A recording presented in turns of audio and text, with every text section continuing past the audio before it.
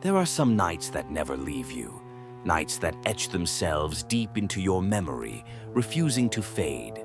What I'm about to tell you is not fiction. It's not something I heard. It's something I lived through.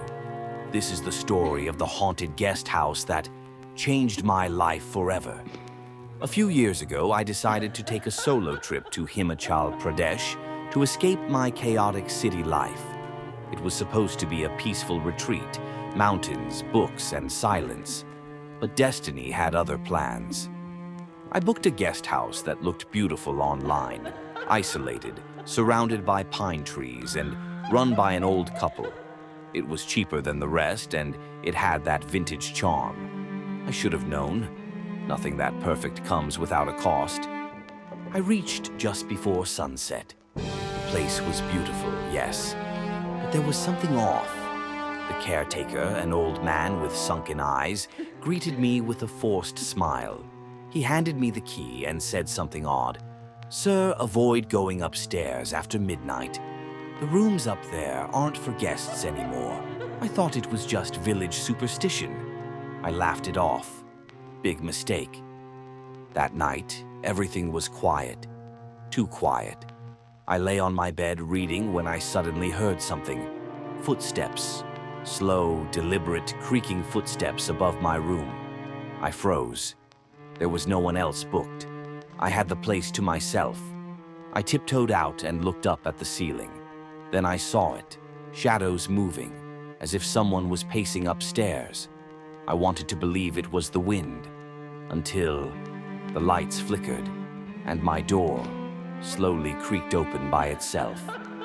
I rushed to the door and shut it tight. My heart was pounding. Suddenly I heard whispering, right outside. It was a woman's voice, soft, weeping. I gathered courage, opened the door, and found nothing. The hallway was empty, but just as I turned back, I saw her reflection in the mirror.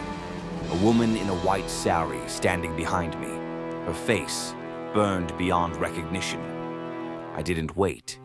I grabbed my bag, ran out, and drove the whole night without stopping. When I reached the town, I told a tea stall owner everything. He went pale and said, "That guest house, it was shut down years ago after a woman burned herself alive on the top floor. No one stays there anymore." I showed him the booking confirmation. He looked shocked.